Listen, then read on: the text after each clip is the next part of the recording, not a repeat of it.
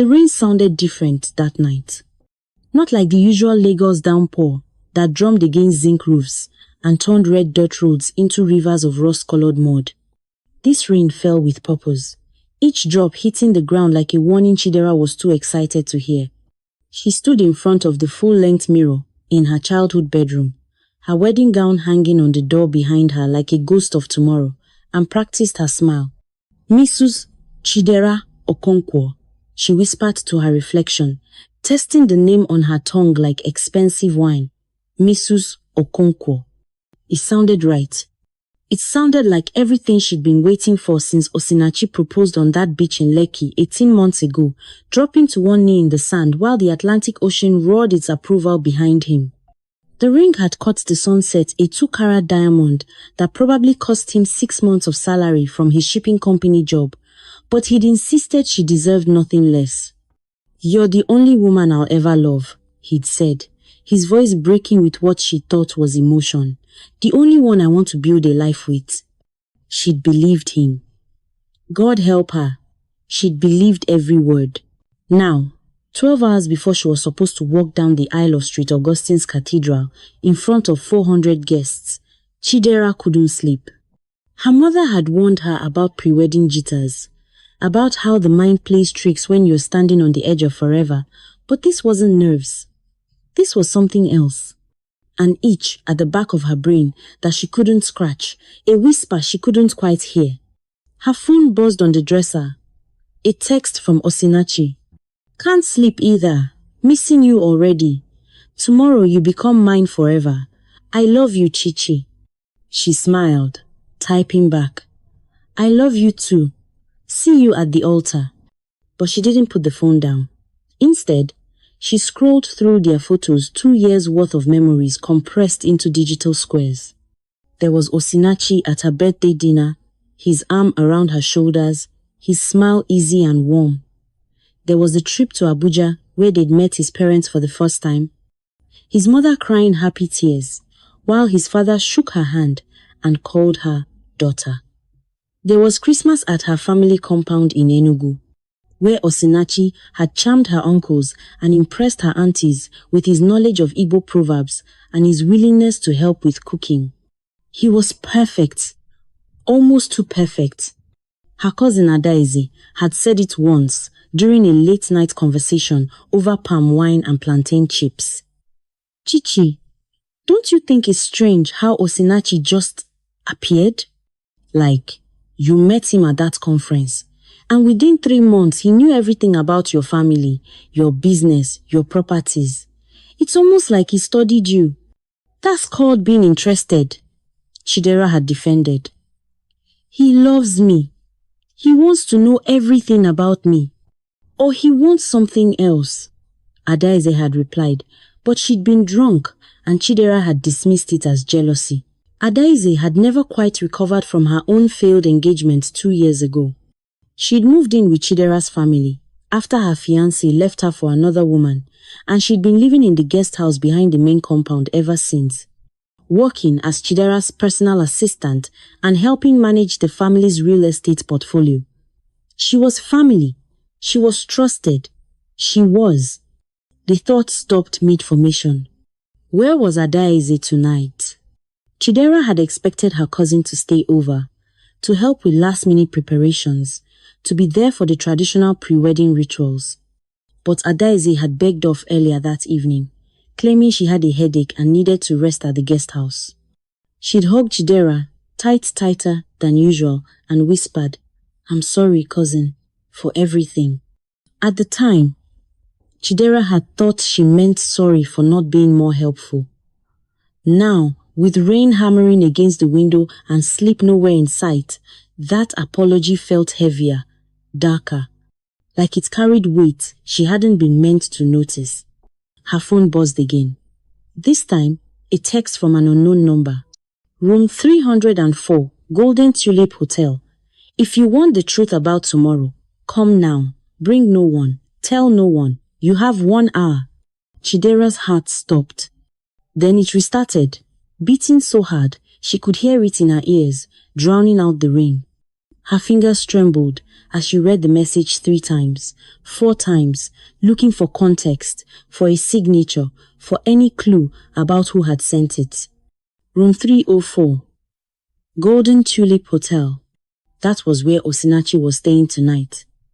Tradition demanded the bride and groom spend the night before the wedding apart, and he'd checked into the Golden Tulip that afternoon, claiming he needed a good night's rest away from the chaos of his family's compound. The truth about tomorrow. What truth? What could possibly be at the Golden Tulip as she checked the time 11:47 p.m. on the night before her wedding that she needed to know about? It's a prank, she told herself. Someone playing a cruel joke. Maybe one of Osinachi's friends trying to create last-minute drama, or maybe a stranger who sent it to the wrong number. But her hands were already reaching for her car keys. Her mother's voice echoed in her memory. Chidera, you have your father's stubbornness. Once you get an idea in your head, nothing can stop you from chasing it, even when you should let sleeping dogs lie. Her father, Papa, he died 6 months ago, a sudden heart attack that had taken him in his sleep. One day he was laughing over breakfast. The next he was cold on the bathroom floor, his eyes open and empty. The doctor said it was quick, painless, a blessing considering the alternative. But Chidera had never quite believed it. Papa had been healthy, strong, 62 years old, with the energy of a man half his age. And the night before he died, he'd called her. Chi-Chi, he'd said, his voice strange, urgent. I need to tell you something about the land, about the documents, about... The line had cut off. She'd called back 3 times, but he hadn't answered. The next morning, he was dead. The land. The 20 acres of prime real estate in Lekki that Papa had purchased in the 90s when nobody believed Lagos would expand that far. Land that was now worth over 2 billion naira. Land that was supposed to be her inheritance, split between her and her younger brother Kelechi. Land that Osinachi had asked about casually, too many times to be coincidental. When we're married, will your family properties become jointly owned? He'd asked once, during a lazy Sunday afternoon. I suppose so, she'd replied, not really thinking about it. Why? Just wondering how these things work. I want to make sure I can protect what's yours. Protect what's ours. At the time, it had sounded romantic, protective. Now, with rain beating against her window and an anonymous text burning a hole in her phone, it sounded like something else entirely. Chidera pulled on jeans, a hoodie, and her old Nike sneakers, the ones she wore when she didn't want to be recognized. She grabbed her car keys, her phone, and her small handbag that held her ID, some cash, and the pepper spray her brother had insisted she carry. Her mother was asleep in the master bedroom downstairs. Kelechi was at his friend's house for a bachelor party that wouldn't end until dawn. The house staff had retired to their quarters. Nobody would know she'd left. She should wake someone, tell someone where she was going, but the text had been clear. Bring no one, tell no one, and something deeper, something instinctual, told her this was a truth she needed to face alone. The rain soaked through her hood before she even reached the car. Lagos rain didn't ask permission, it took what it wanted, when it wanted, and left you to deal with the consequences. Chidera's hand slipped on the car door handle twice before she finally wrenched it open and threw herself into the driver's seat. The engine coughed to life. The windshield wipers fought a losing battle against the downpour. The streets were empty except for the occasional Okada rider, speeding through puddles like they were racing death itself. Golden Tulip Hotel was 20 minutes away in good traffic. At midnight in the rain, she made it in 12. The hotel lobby smelled like expensive air freshener and lies. Chidera stood dripping in the entrance, her hoodie plastered to her body, her sneakers squelching with every step. The receptionist, a young woman with perfect makeup and a name tag that read Blessing, looked up from her computer with the kind of professional smile that had been practiced in a mirror. Good evening, ma. How may I help you? I'm here to see someone in room 304, Chidera said, her voice steadier than she felt. Blessing's smile didn't waver, but something shifted behind her eyes. Recognition? Pity? Warning? Room 304 has requested no visitors tonight, ma. Perhaps you could call. I don't need to call. Chidera pulled out her phone, showing the text message. I was invited. Blessing studied the screen, her expression carefully neutral. Then she picked up the hotel phone, pressed 3 buttons, and waited. After 10 seconds, she hung up. No answer, ma. Perhaps. Which floor? Ma, I cannot. Which floor? Something in Chidera's voice must have communicated that she wasn't leaving, wasn't calling, wasn't doing anything except going to room 304, whether Blessing helped or hindered. The receptionist's shoulders dropped half an inch, surrender disguised as cooperation.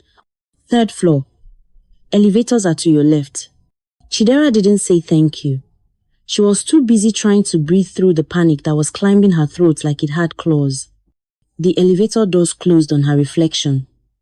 A drowned woman in a hoodie, eyes too wide, jaw too tight, looking nothing like a bride the night before her wedding, and everything like someone who'd already lost something she couldn't name.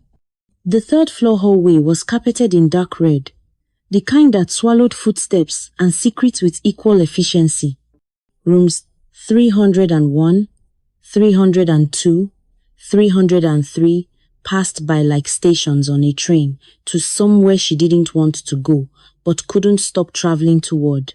Room 304 sat at the end of the hall, its door closed, its peephole like a dark eye that saw everything and revealed nothing. Chidera raised her hand to knock, then froze.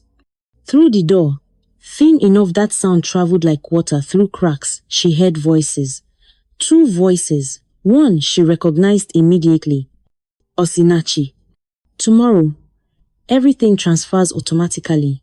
Her name on the marriage certificate means my name on the deed. Community property law is beautiful that way. A woman laughed.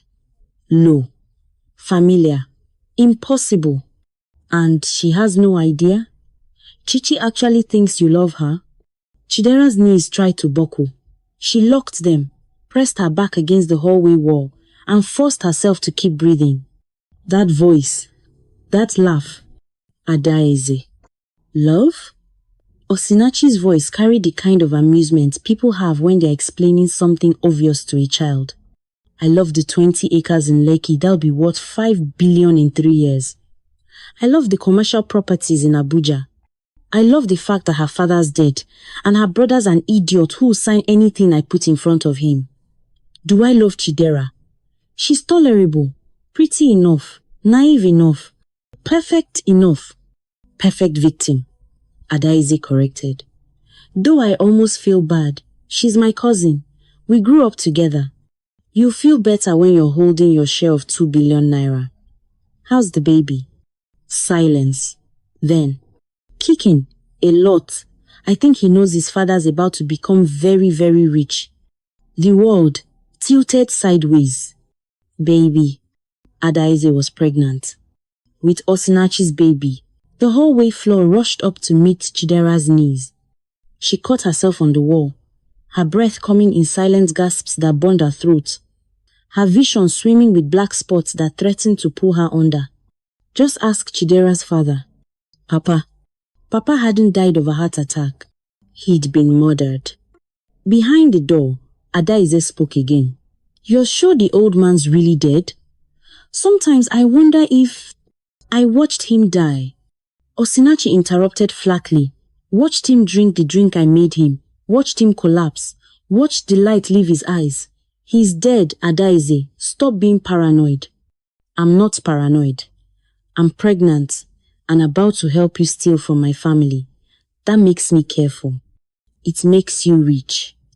Now come here and stop worrying. Tomorrow's going to be perfect. The wedding of the year. The beginning of our new life. And Chidera? He laughed again. Chidera's going to make a beautiful bride. Chidera, Didn't remember standing. Didn't remember pulling out her phone. Didn't remember pressing the voice recording app and holding the device against the crack between door and frame. But when she looked down at the screen 3 minutes later, the red recording bar was pulsing steadily, capturing every word, every laugh, every confession of a murder and a conspiracy and a betrayal so complete. It made her previous understanding of pain seem like practice. When the voices moved toward the bedroom, when she heard the unmistakable sounds of kissing, of clothes hitting the floor, of the bed creaking with the weight of 2 bodies who'd been planning this for how long? Months? Years? Chidera finally moved. She walked back down the hallway that swallowed footsteps, down the elevator that closed on her reflection, through the lobby where Blessing the receptionist wouldn't meet her eyes, out into the rain that had never stopped falling.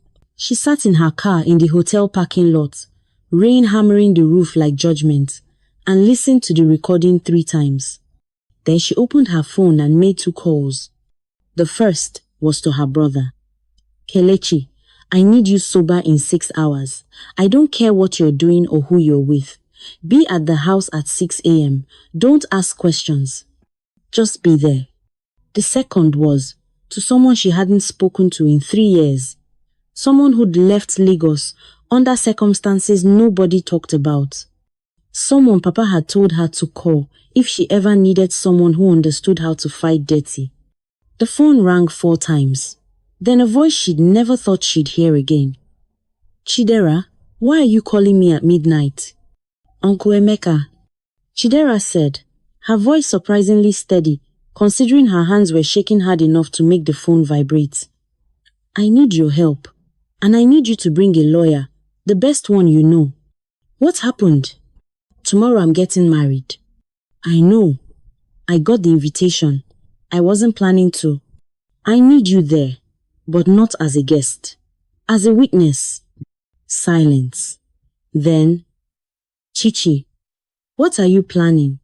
She looked at her reflection in the rear view mirror, still dripping, still wearing the hoodie, still looking like someone who'd just discovered the world was a different shape than she'd been told.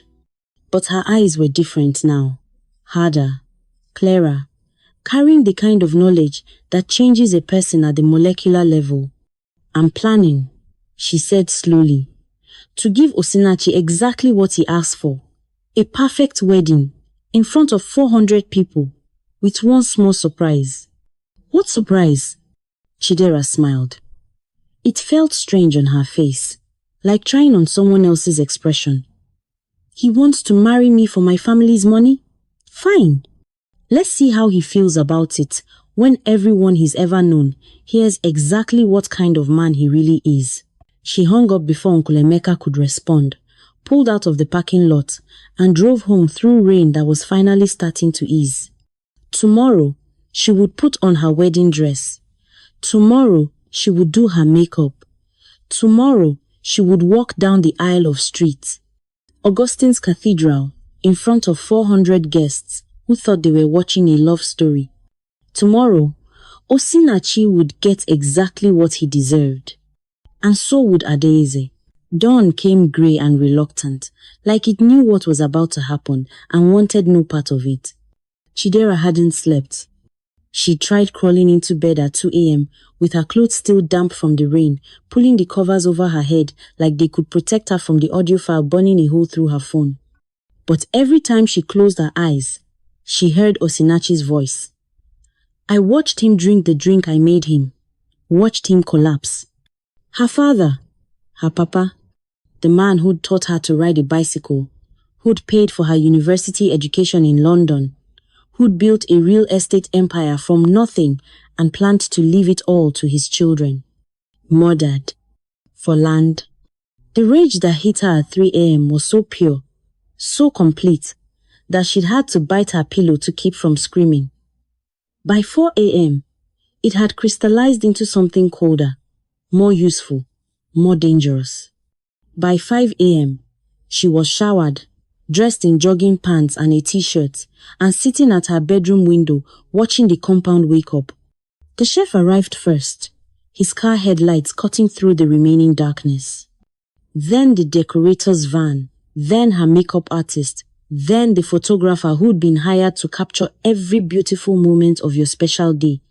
Her phone buzzed at 5:47 a.m. Kelechi, I'm outside. You better have a good reason for this. I feel like death. She let him in through the side entrance, the one that didn't require passing through the main house where their mother and the other family members were beginning to stare. Kelechi looked exactly like he described death warmed over. His eyes bloodshot, his clothes rumpled, smelling like beer and regret. Chichi, what's going on? The wedding's in 6 hours. Why am I? She handed him her phone with the audio file.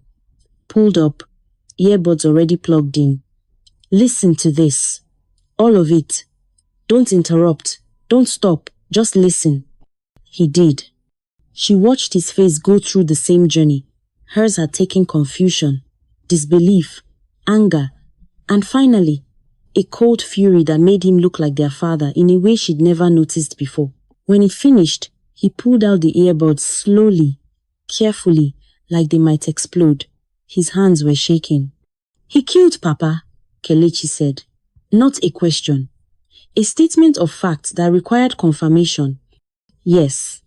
For the land. Yes.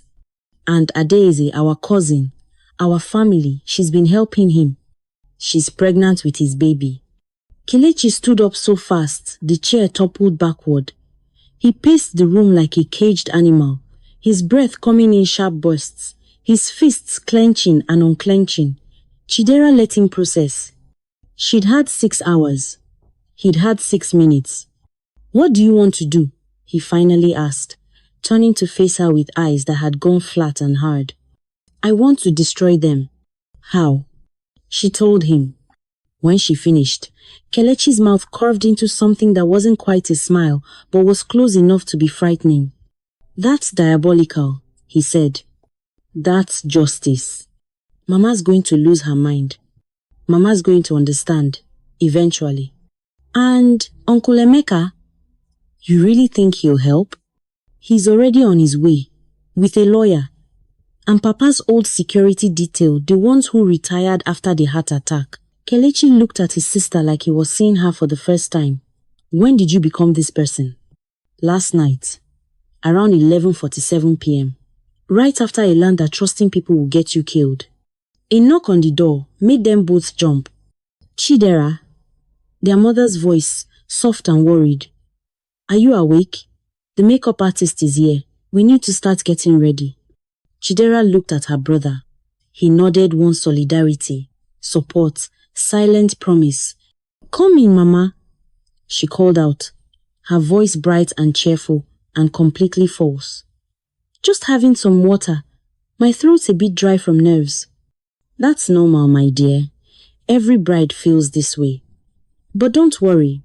By this afternoon, you'll be Mrs. Okonkwo, and all these nerves will be worth it. Mrs. Okonkwo. Chidera caught her reflection in the mirror, still wearing jogging pants, hair in a messy ponytail, face clean of makeup.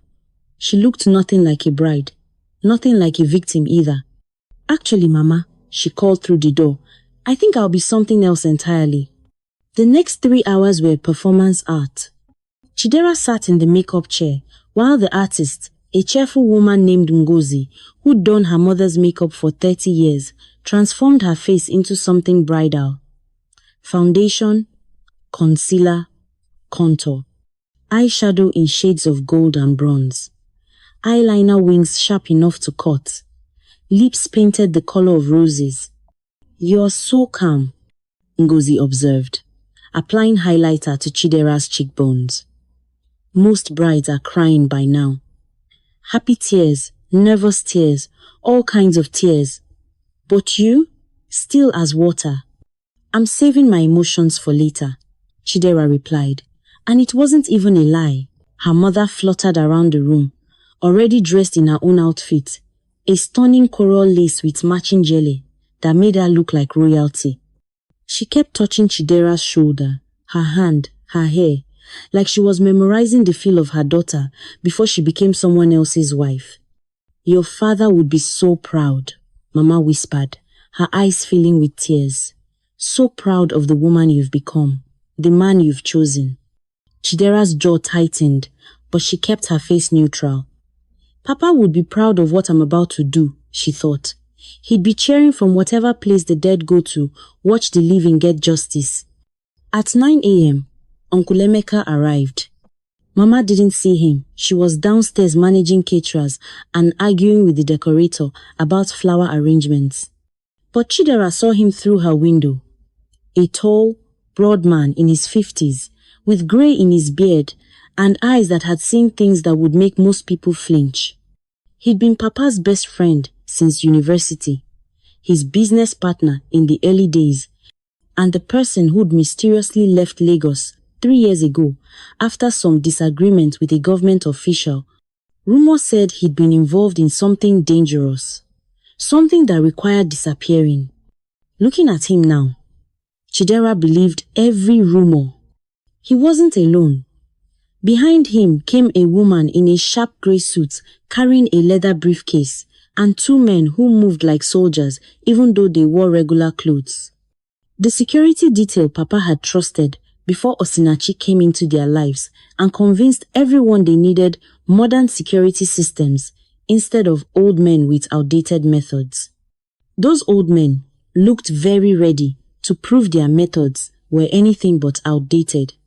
Kelechi led them in through the side entrance and brought them to the study Papa's old office that nobody had used since he died because it hurt too much to sit in his chair, to smell his cologne still lingering in the curtains, to see his reading glasses still on the desk where he'd left them 6 months ago. Chidera excused herself from the makeup chair.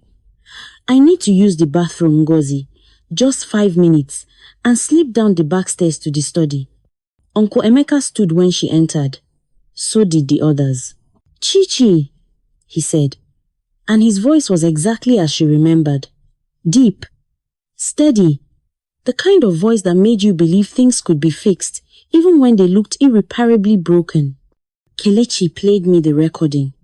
And I'm going to help you burn that boy's life to the ground. But first," he gestured to the woman in the grey suit, "this is Barrister Nkechi Okafor, best lawyer in Lagos. Possibly in Nigeria. If anyone can navigate what you're about to do legally, it's her." Barrister Nkechi nodded once, sharp and professional. "Miss Azubuike, before we proceed, I need to confirm several things. The recording was made without consent in a private hotel room. In Nigerian law, this creates complications regarding admissibility of evidence." "I don't care about admissibility in courts," Chidera interrupted. "I care about 400 people hearing the truth." Which brings us to defamation concerns. If anything on that recording is false or can be interpreted as false, it's not false. He confessed to murder, to fraud, to conspiracy to steal my family's inheritance. All of it's on tape. Which is why, Barrister Nkechi continued smoothly, "we're going to make copies, multiple copies, and we're going to ensure that certain authorities receive those copies immediately after your very public reveal. This way, even if Mr. Okonkwo tries to claim defamation, he'll be too busy defending himself against criminal charges to pursue civil action against you." Uncle Emeka smiled grimly. "She's good, isn't she?" "She's expensive," Barrister Nkechi corrected. "But for you, for your father, I'll take this case for free. He helped my family once, years ago, when we had nothing. I owe him. And debts like that don't die just because the person does." Chidera felt something crack in her chest, not breaking, but opening, like a door she didn't know was locked. "Thank you," she whispered. "Don't thank me yet. Thank me after we win." Now, Barrister Nkechi pulled out a tablet and a small portable speaker from her briefcase. "Let's talk about logistics. The cathedral has a sound system. Your wedding planner has already done 3 sound checks. I'm assuming the priest will use a microphone. What we need is..." She outlined the plan with the precision of a general preparing for war. By the time she finished, even the security men were nodding with approval. "One question. Kelechi said. What about Adaeze? Everyone turned to look at Chidera. She'd thought about this. All night, through the rain and the rage and the cold calculation of revenge, she'd thought about her cousin. The girl she'd grown up with. The one who'd cried on her shoulder when her own engagement failed. The one she'd trusted with her business, her home, her secrets. The one who was pregnant with her would-be husband's baby and had helped plan her father's murder. Adaeze, Chidera said slowly, is the maid of honor. She'll be standing beside me at the altar. When the recording plays, she'll have nowhere to run, nowhere to hide. 400 people will see her face when they hear her voice, admitting everything. That's cold, Uncle Emeka said. That's family, Chidera corrected. And family betrayal deserves public consequence. Nobody argued. At 10:30 a.m., her phone buzzed with a text from Osinachi.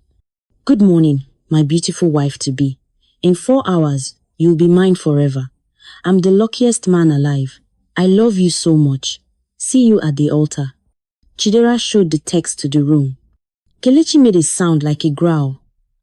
Uncle Emeka's jaw tightened. Barrister Nkechi just shook her head slowly. Reply to him, the lawyer said. Something normal.